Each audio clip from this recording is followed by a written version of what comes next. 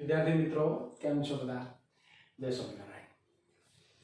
ગયા પીરિયડની અંદર આપણે વનસ્પતિના જે પુષ્પ છે એ પુષ્પના ચારે ચાર ચક્રોની સમજૂતી આપણે સરસ મજાની પૂરી કરી છે। એક વખત ચારે ચાર ચક્રો જેને નામથી આપણે જોઈ લઈએ। સૌથી બહારની બાજુ હોય તો કે સાહેબ વજ્ર ચક્ર છે, એની અંદરની બાજુ આવેલું હોય તો કે સાહેબ દલ ચક્ર છે, એની અંદરની બાજુ આવેલું તો કે સાહેબ પુંકેસર ચક્ર છે, અને એના પછી સૌથી અંદરનું જે ચક્ર હોય તો એ છે સાહેબ સ્ત્રીકેસર ચક્ર।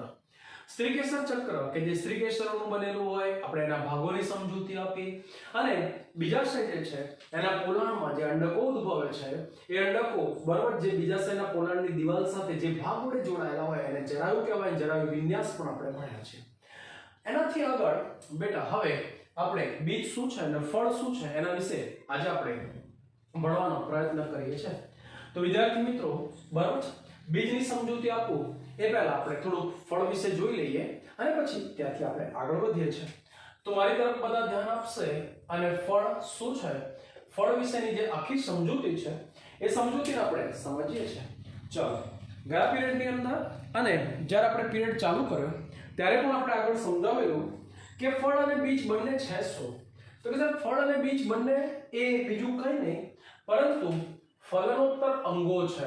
કયા અંગો છે બેટા? તો કે સાહેબ ફલનોત્તર અંગો છે। ફલનોત્તર અંગોનો મતલબ શું?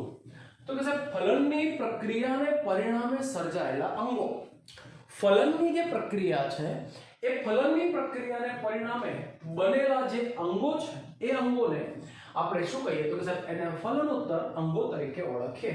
તો વિદ્યાર્થી મિત્રો અહીંયા બીજ અને ફળ એ જ્યારે ફલન પૂરું થઈ જાય છે ત્યારે બનેલા અંગો છે।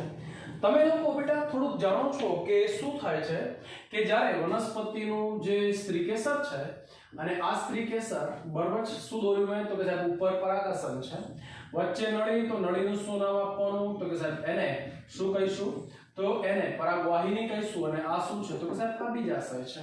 હવે આપણને ખબર છે કે સાહેબ વનસ્પતિની અંદર પરાગનયન થાય છે। પરાગનયન એટલે શું તો કે સાહેબ પુંકેસરની જે પરાગરજ છે સપોઝ આપણે અહીંયા દોરીએ તો કે સાહેબ આ શું દોર્યું છે તો કે સાહેબ આ પુંકેસર છે, અને આ પુંકેસર અને એમાંથી આ છૂટી પડતી પરાગરજ છે બરાબર।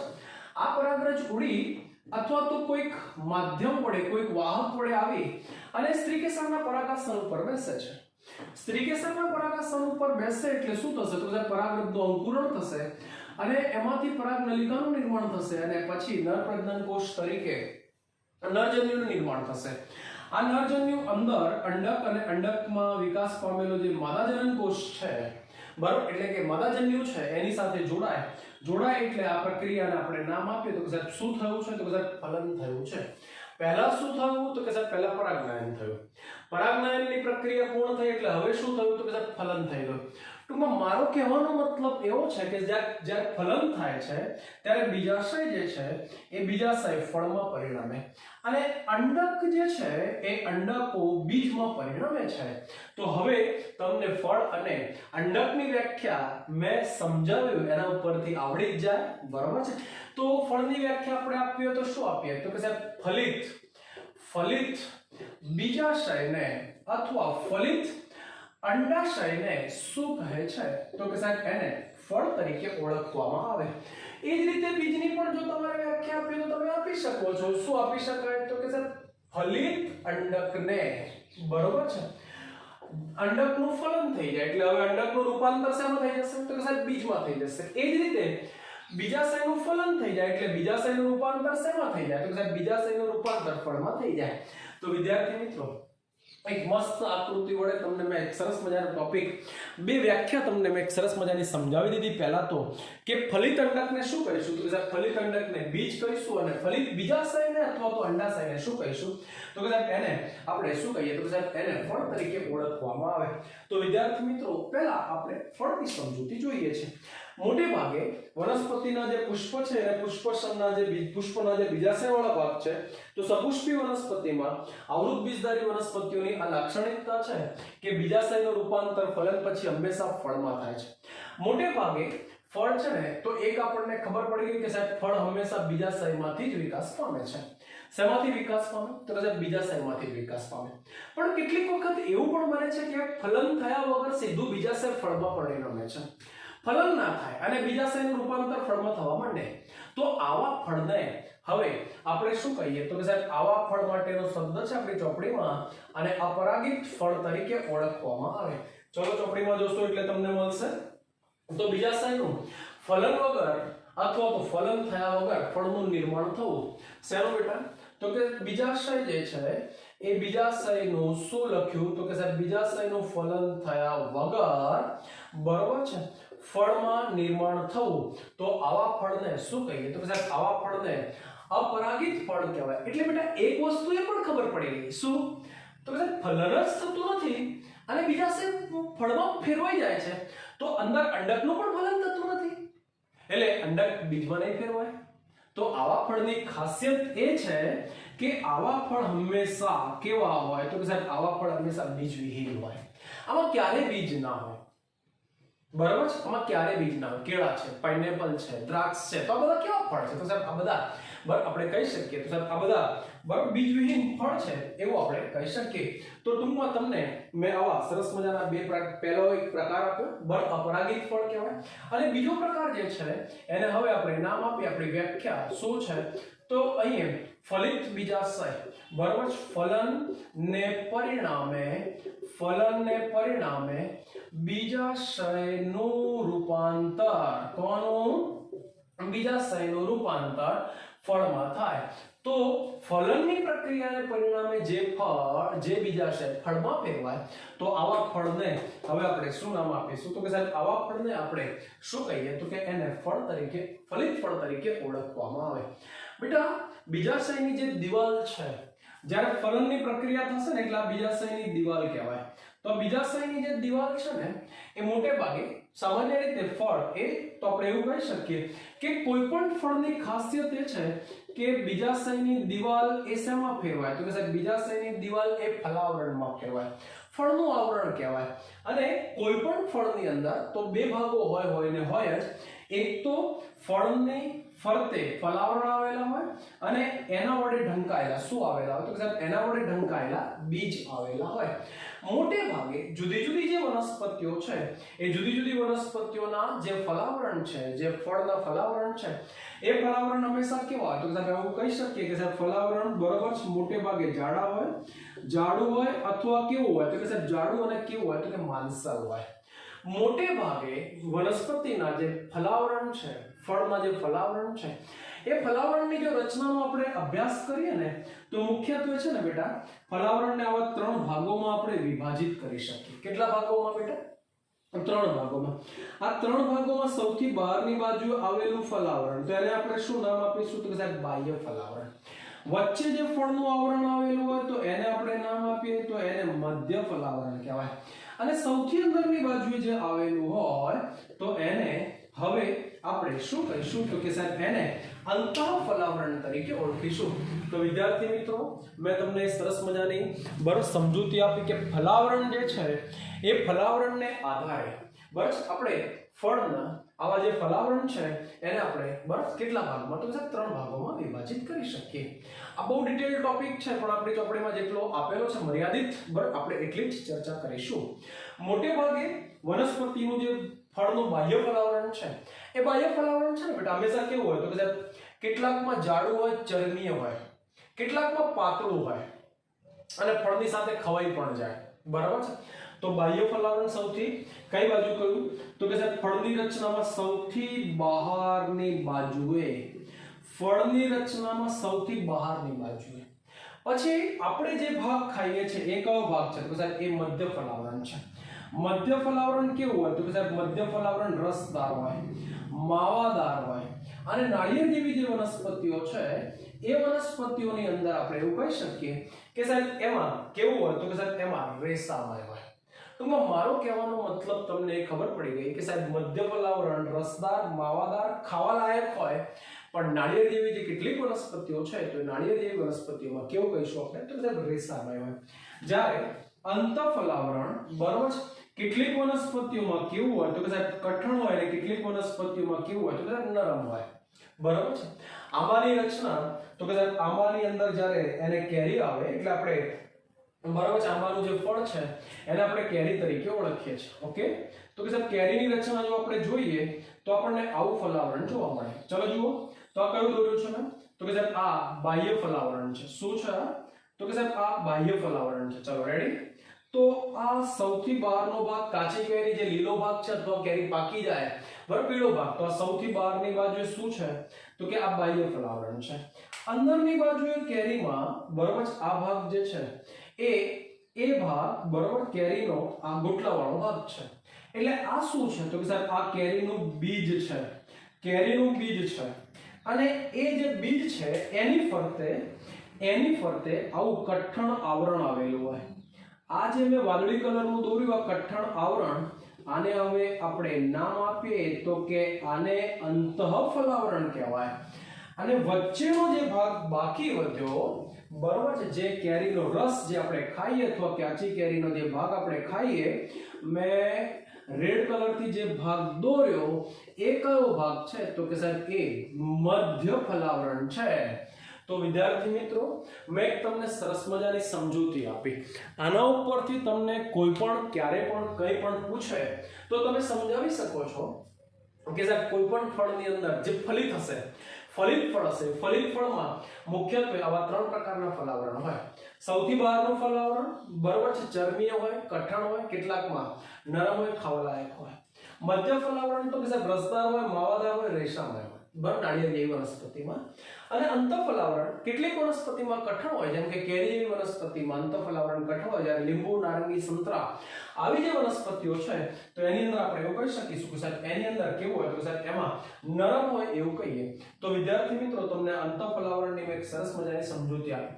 ટૂંકમાં કેરી અને નાળિયેર બરોબર છે કે જેમાં અંતઃફલાવરણ કઠણ હોય તો આવા ફળ માટેનો શબ્દ છે આને આપણે અસ્ટીલા ફળ તરીકે ઓળખીશું ચોપડીમાં એક સરસ મજાનો શબ્દ છે આપણે યાદ રાખીશું તો આને આપણે શું કહીએ તો સાહેબ આને અસ્ટીલા ફળ તરીકે આપણે ઓળખી શકીએ ચલો આપણે અસ્ટીલા બોલો કે અસ્ટીલ બોલો તો પણ ચાલે તો વિદ્યાર્થી મિત્રો મેં તમને સરસ મજાની સમજૂતી આપી લીંબુ નારંગી સંતરા જેવી વનસ્પતિઓમાં તમે અંતઃફલાવરણ નરમ હોય તો આવા ફળ માટેનો શબ્દ છે એને આપણે અનસ્ટીલ ફળ તરીકે પણ ઓળખીએ વિદ્યાર્થી મિત્રો તમને ખ્યાલ છે કે નાળિયેર તો નાળિયેરની અંદર કેવી રીતે રેસામય હોય કયો ભાગ રેસામય હોય તો હું જે બોલું બેટા ધ્યાનથી બરોબર સાંભળીએ આપણે એક નાળિયેર જે છે એ નાળિયેરની એક આકૃતિ દોરું એટલે તમને ખ્યાલ આવી જાય બરોબર છે તો આ કાપેલું નાળિયેર અને આ નાળિયેરનો કયો ભાગ છે તો કે સાહેબ આ નાળિયેરનો રેસાવાળો ભાગ છે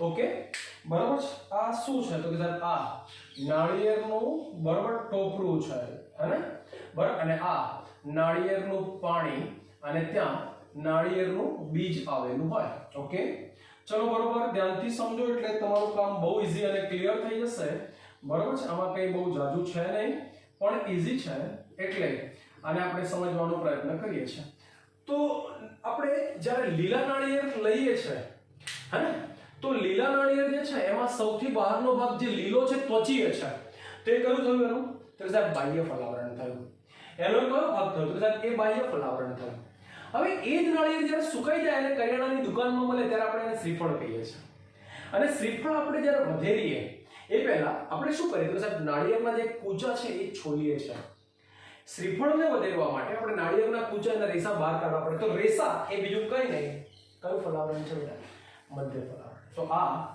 શું છે તો કે સાહેબ આ રેસા છે બરાબર છે આ મધ્ય ફલાવરણ છે અને અંદરનો રેસા કાઢ્યા પછીનો જે કડક લાકડાવાળો ભાગ છે જેને આપણે નાળિયેરની કાચની કહીએ જેનાથી આપણે વધેરીએ છીએ એ ભાગ તો એ ભાગ આ રહ્યો બરાબર છે આ લાલ કલરનો ભાગ મેં જે હવે દોર્યો છે અને આપણે શું નામ આપીશું તો કે સાહેબ એ અંતઃફલાવરણ છે ઓકે આપણે નાળિયેરના પાણી કે ટોપરા સુધી જવાનું જ નથી જે ભાગ ખાઈએ છે જે ભાગ આપણે પીએ છે એ ફળનું રૂપા એ રચના જ નથી બેટા આપણા માટે મેં પહેલા તમને બાહ્ય ફલાવરણ સમજાવ્યું લીલા નાળિયેરના સંદર્ભમાં જે લીલો ત્વચીય ભાગ છે એ બાહ્ય ફલાવરણ છે પછી નાળિયેરમાં જે રેસા છે જેને આપણે ફોલીએ છે કાઢીએ છે બરાબર રેસા છોલીએ છે એ એનું મધ્ય ફલાવરણ અને કાચલી વાળો ભાગ કે જેનાથી આપણે નાળિયેર વધેરીએ એ ભાગને આપણે શું કહીએ તો અંતઃફલાવરણ બીજાવરણ. તો આ પણ કયા પ્રકારનું છે? અંતઃફલાવરણ કઠણ છે. કઠણ છે તો આ ફળ કયું બની ગયું? તો સાહેબ અસ્ટીલ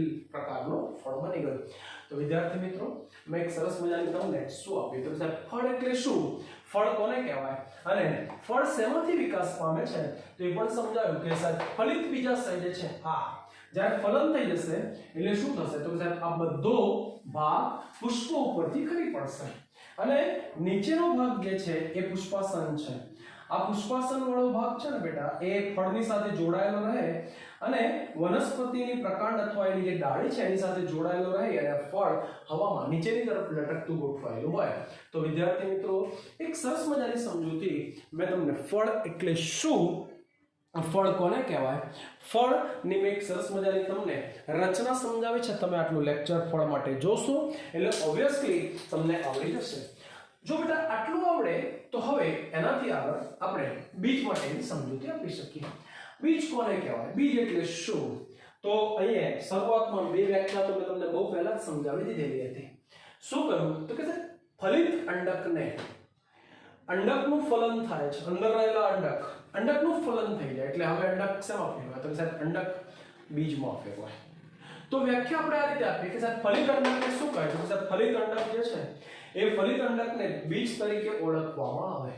અને કોઈ પણ બીજની ખાસિયત એ છે કે કોઈ પણ બીજ જે છે એ હંમેશા, બરાબર છે, બીજની ફરતે એને ઢાંકતું બીજાવરણ આવેલું હોય અને આ બીજાવરણની અંદર શું આવેલું? તો સાહેબ બીજાવરણની અંદર ભ્રૂણ આવેલું હોય.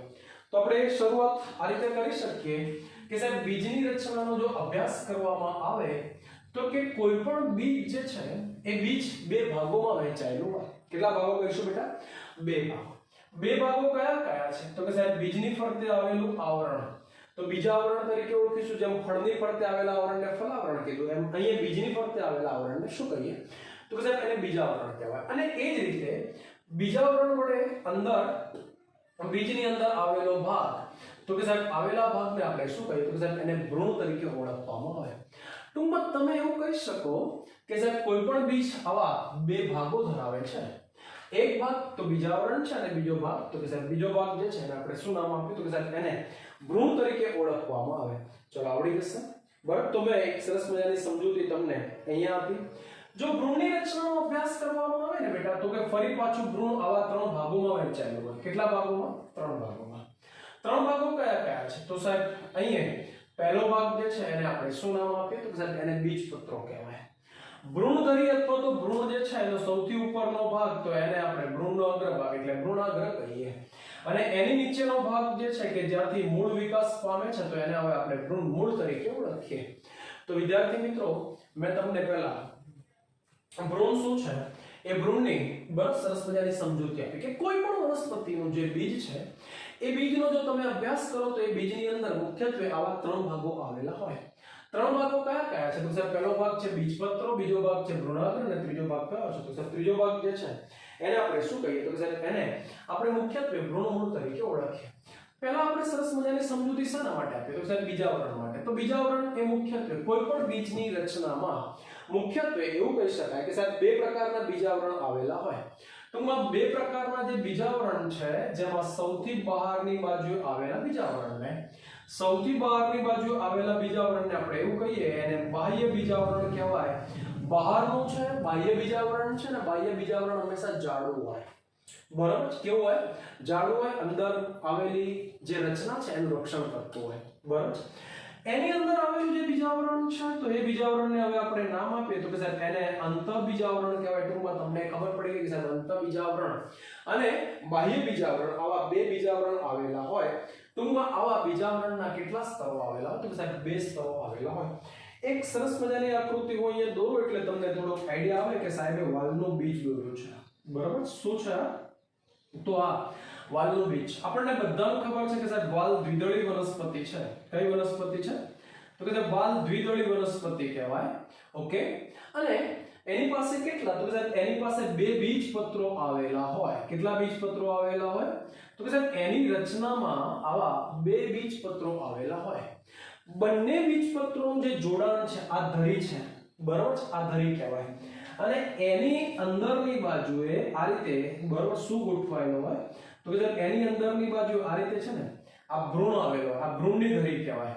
અને આ ભ્રૂણધરીમાં નીચેનો ભાગ શું કહીશું તો કે સાહેબ નીચેનો ભાગ ભ્રૂણમૂળ કહેવાય અને ઉપરનો ભાગ શું કહીશું તો કે સાહેબ ઉપરના ભાગને ભ્રૂણાગ્ર કહેવાય અને આ ભાગને શું કહીશું તો કે સાહેબ આ ભાગને બીજપત્ર કહીશું. રેડી? તો મેં તમને એક સરસ મજાના બીજની પહેલા રચના સમજાવી. પણ કોઈ પણ બીજની ખાસિયત એ છે કે કોઈ પણ બીજની રચનામાં તમે જોશો તો સાહેબ બીજાવરણ ઉપર છે ને એક ડાઘા જેવી રચના આવેલી. વાદળી કલરનો એક હું ડાઘો દોરું છું તો આ એક ડાઘા જેવી રચના આવેલી હોય. આ ડાઘાને આપણે શું કહીએ તો સાહેબ આને નાભી કહેવાય. શું કહીશું વિદ્યાર્થી મિત્રો? ફરી પાછો બોર્ડ ઉપર તમે ધ્યાનથી જુઓ એટલે તમને આવડી જશે. તો કે સાહેબ બીજાવરણ જે છે બરાબર છે એ બીજાવરણ ઉપર મેં શું કહ્યું તો કે સાહેબ આવી ડાઘા જેવી રચના આવેલી હોય.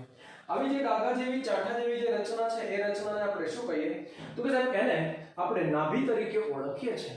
ટૂંકમાં આ જે નાભીવાળો ભાગ છે એ નાભીવાળો ભાગ બીજું કંઈ નહીં પરંતુ એવું કહી શકાય કે સાહેબ નાભીવાળો ભાગ એ બીજું કંઈ નહીં પરંતુ બીજનું ફળ સાથેનું જોડાણ દર્શાવે છે.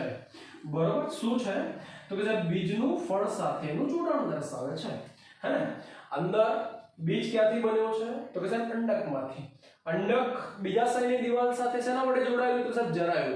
તો આ જરાયુને જોડતો ભાગ કહેવાય. તમને ખબર પડી ગઈ તો કે સાહેબ જરાયુ જે ભાગે જોડાયેલું એ ભાગે ડાઘા જેવી રચના. આ ડાઘા જેવા ભાગને આપણે શું નામ આપ્યું તો સાહેબ આને નાભી તરીકે ઓળખીશું. અને આ જે નાભી છે એ નાભીની ઉપર બરોબર આવું એક નાનું છિદ્ર આવેલું હોય. બરાબર? તો મેં આ એક સરસ બીજું એક ટપકું કર્યું છે તો આ છિદ્રને હવે આપણે નામ આપીશું તો આને બીજ કેન્દ્ર કહેવાય. બેટા શું કહીશું તો કે સાહેબ આને બીજ કેન્દ્ર. તમારે જો આપણે જોશો એટલે જો તમને ત્યાં મળશે કે નાભીની ઉપર બરોબર ઉપરના ભાગે શું આવેલું નાના છિદ્ર જેવી રચના આવેલી હોય અને આ નાના છિદ્ર જેવી આ રચનાને નાના છિદ્ર જેવી કોની ઉપર તો કે સાહેબ નાભીની ઉપર બિલકુલ નાના છિદ્ર જેવી રચના આવેલી હોય. આ રચનાને હવે આ જે રચના છે આ રચનાને હવે આપણે બીજ છિદ્ર તરીકે ઓળખીશું. અને આ છિદ્રમાંથી જ્યારે બીજને આપણે જમીનમાં નાખીએ ત્યારે જમીનમાં રહેલું જે પાણી છે એ પાણી આ શું કરે છે તો સાહેબ બીજમાં પ્રવેશે છે. અંદર પાણી પ્રવેશે એટલે પેલો ભ્રૂણ સક્રિય બને એટલે ચયાપચયની ક્રિયા થાય અને આમ બીજ જે છે એનું અંકુરણ થાય અને આમ ફણગો ફૂટ્યો છે, નવો છોડ ઉગી નીકળ્યો છે એવું આપણે કહી શકીએ. તો મેં પહેલા એક સરસ મજાની સમજૂતી માત્ર અને માત્ર તમને શેના માટે આપી તો સાહેબ બીજાવરણ માટે આપી. અને બીજાવરણ બરાબર એના જે જોડાણ સ્થાન છે જોડાણ સ્થાન ઉપર બે સરસ મજાના જે ભાગો છે જેમાં એક ભાગ કયો સમજાવ્યો તો સાહેબ એક ભાગ નાભી સમજાવ્યો અને બીજો કયો ભાગ સમજાવ્યો તો કે સાહેબ બીજો ભાગ જે છે એને આપણે નામ આપ્યું છે બીજ છિદ્ર કહેવાય. ચલો હવે એનાથી આગળ બીજી એક સરસ મજાની રચના આપણે જોઈએ એટલે તમને ખ્યાલ આવી જાય કે સાહેબ શું સમજાવવા માંગે છે. તો કોઈ પણ જે બીજ છે એમાં આપણે કહ્યું છે કે બીજાવરણ વડે ઢંકાયેલા શું આવેલો હોય તો સાહેબ બીજાવરણ વડે ઢંકાયેલો ભાગ કે જેને આપણે ભ્રૂણ કહીએ છીએ. ભ્રૂણ અથવા તો ભ્રૂણધરી આવેલી હોય. શું આવેલી હોય તો કે સાહેબ ભ્રૂણ અથવા તો ભ્રૂણધરી આવેલી હોય એવું આપણે કહી શકીએ. તો જે ભ્રૂણધરી વાળો ભાગ છે બરોબર કયો ભાગ તો કે સાહેબ જે ભ્રૂણધરી વાળો ભાગ છે આ ભ્રૂણધરી વાળા ભાગને બરોબર આપણે બે ભાગમાં વિભાજિત કરીએ. એનો ઉપરનો ભાગ જે છે આ ઉપરનો ભાગ છે તો આ ઉપરના ભાગને આપણે શું નામ આપીએ તો કે સાહેબ આ ભ્રૂણધરીની ઉપરનો ભાગ એને આપણે ભ્રૂણાગ્ર તરીકે ઓળખીએ. આને જ બીજા શબ્દોમાં જો બોલવું હોય તો આને પ્રાંકુર પણ કહેવાય. અને આ ભાગેથી હંમેશા યાદ રાખીશું કે વનસ્પતિનું પ્રરોતંત્ર વિકાસ પામે છે. કયું તંત્ર વિકાસ પામશે બેટા તો કે સાહેબ પ્રરોતંત્ર. પ્રકાંડ પણ આ બધું જ અહીંયાથી વિકાસ પામશે. બરાબર છે? પાઠની શરૂઆતમાં પણ આપણે આવું ભણ્યા હતા. નીચેનો ભાગ જે કરું છું આ લીટાવાળો ભાગ તો આટલો ભાગ શું કહેવાય તો સાહેબ આટલો ભાગ ભ્રૂણમૂળ કહેવાય. તો કે સાહેબ ભ્રૂણધરી જે છે એ ભ્રૂણધરીની નીચેનો ભાગ ભ્રૂણધરીનો નીચેનો ભાગ જે છે એને હવે આપણે નામ આપીએ તો કે સાહેબ એને ભ્રૂણમૂળ કહેવાય. અને ભ્રૂણમૂળ વાળા ભાગેથી વનસ્પતિના મૂળ તંત્રનો શું થાય છે તો સાહેબ વનસ્પતિના મૂળ તંત્રનો વિકાસ થાય છે.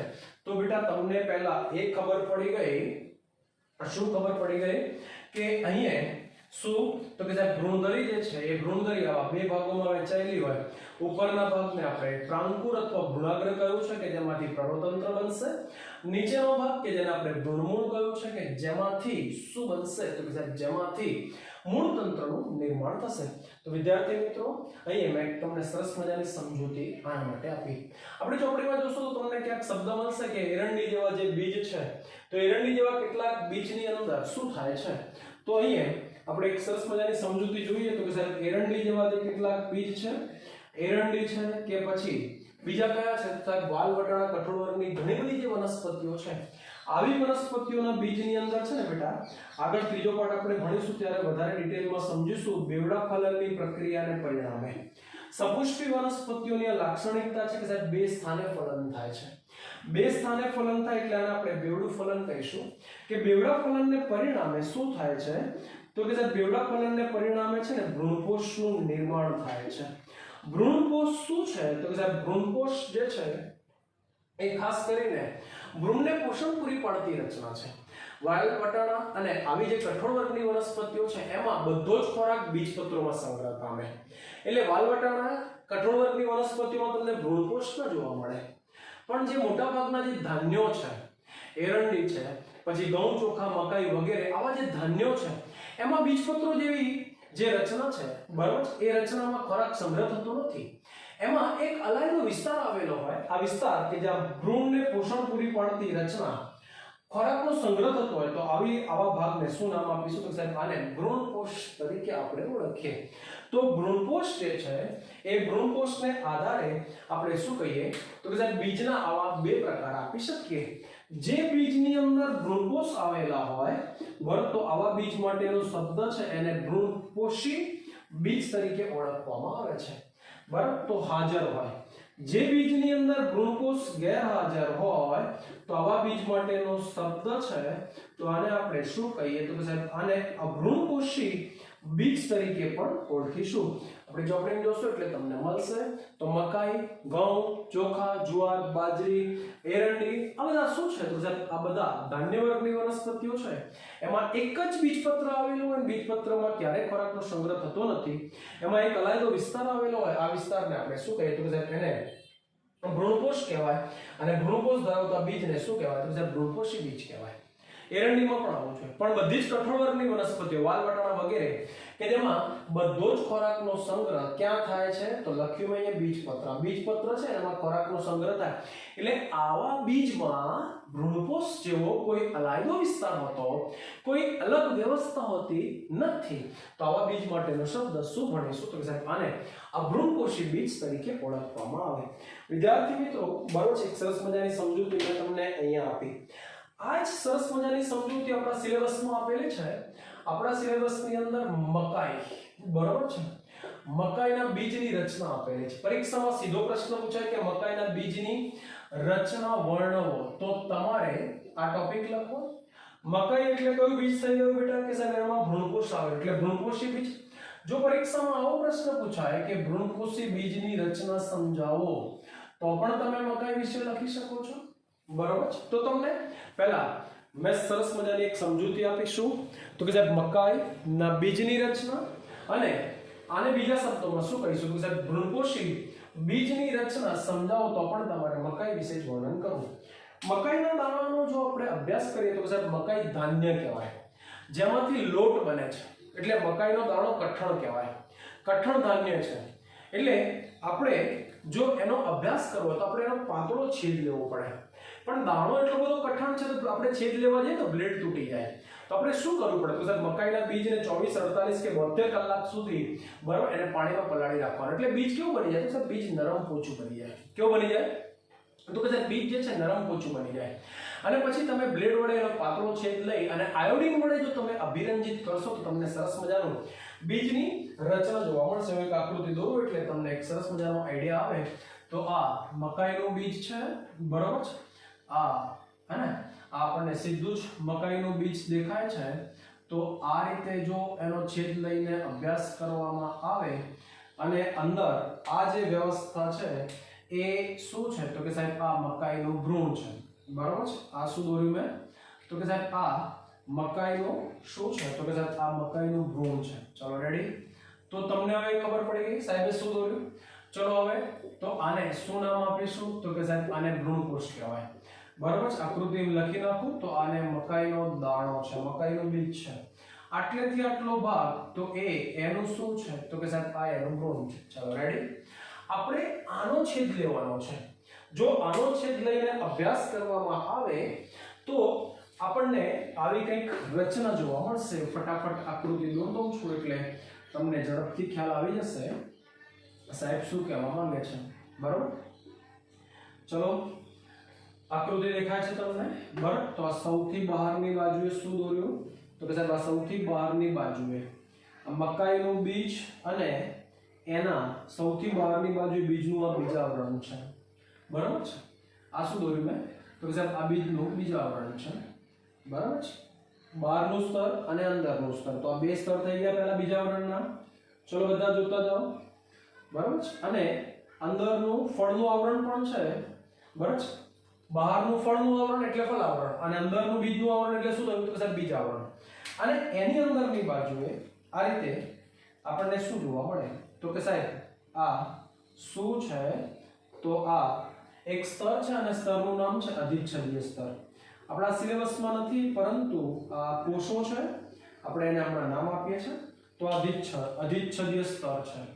અને અંદરની બાજુએ બરાબર આ રીતે એક ચોરસ કે લંબચોરસ કોષોનું બનેલું સ્તર આવેલું હોય.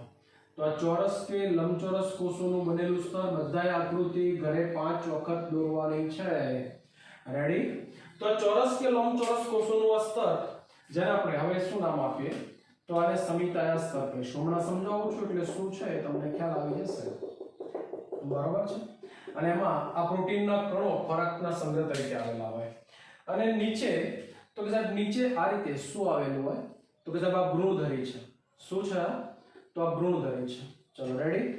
ભ્રૂણધરીમાં આ ભાગ શું છે તો કે સાહેબ આ ભ્રૂણનો અગ્રભાગ એટલે ભ્રૂણાગ્ર છે. આ ભાગ શું છે તો કે સાહેબ ભ્રૂણનો નીચેનો ભાગ તો આ ભ્રૂણમૂળ છે. અને એની ઉપર બંનેને ઢાંકતું બીજું એક આવરણ આવેલું હોય. તો આ આવરણ છે. બંનેને ઢાંકતું આ આવરણ છે. તો આવરણને આપણે નામ આપીશું ભ્રૂણાગ્ર ચોલ. આને નામ આપીશું ભ્રૂણ મૂળ ચોલ. ચલો રેડી. ઓકે. એકદળી બીજ જે છે એ એકદળી વનસ્પતિના બીજની આ રચના છે. બરાબર. અને આ જે ભાગ છે હવે આપણે નામ નિર્દેશન કરી દઈએ એટલે ખબર પડી જાય. તો આ મોટો ભાગ છે મકાઈ ધાન્ય કહેવાય. મકાઈને ખાવાથી શક્તિ આપણને વધારે મળે કારણ કે એમાં પુષ્કળ પ્રમાણમાં સ્ટાર્ચ હોય. તો એક એક કરીને નામ નિર્દેશન કરી દઉં. તો આ ભાગ શું કહીશું તો આને તુષ અથવા સંયુક્ત કવચ કહીએ. આને શું કહીશું તો આને આપણે નામ આપીશું સમિતાયા સ્તર કહીશું. આને શું નામ આપીએ તો કે સાહેબ આને આ જે ભાગ છે આપણે જે ભણી રહ્યા છીએ આપણા માટે અગત્યની સમજૂતી. આ મોટો વિસ્તાર આ ભ્રૂણકોષ છે. આ શું છે તો કે સાહેબ આ અધિચ્છદીય સ્તર છે. આ શું છે તો કે સાહેબ અધિચ્છદીય સ્તર. આ મોટો ભાગ આ નીચે ઢાલાકારનો જે ભાગ છે આ ભાગ માટેનો શબ્દ તો સાહેબ આને વરુથિકા કહીશું. તો મેં પહેલા એક મકાઈનું બીજ દોર્યું છે અને પછી છેદ લઈને આપણને માઇક્રોસ્કોપમાં મકાઈનું બીજ કેવું દેખાય એની મેં એક સરસ મજાની આકૃતિ દોરી છે. વિદ્યાર્થી મિત્રો તમે જુઓ એટલે તમને ખ્યાલ આવે તો કે સાહેબ મકાઈના બીજનો જો અભ્યાસ કરવામાં આવે બરોબર છે. મકાઈના બીજનો જો ઊભો છેદ લઈ બરોબર છે ઊભો છેદ લઈ અને આયોડિન વડે જો અભિરંજિત કરી અને અભ્યાસ કરવામાં આવે તો આપણને બીજ કંઈક આવું દેખાશે. ઓકે. જો મકાઈના બીજની રચનાનો આપણે અભ્યાસ કરીએ તો મકાઈના બીજની રચનામાં સૌથી બહારની બાજુએ મેં કહ્યું એ પ્રમાણે કે સાહેબ મકાઈ તો સાહેબ મકાઈ ધાન્ય વનસ્પતિ છે.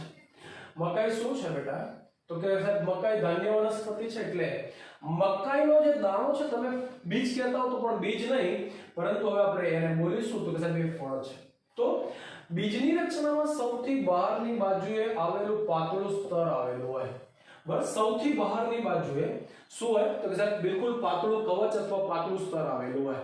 અને આ જે પાતળું સ્તર છે એ ફળનું જે ફલાવરણ છે એ ફલાવરણ સાથે જોડાયેલું હોય.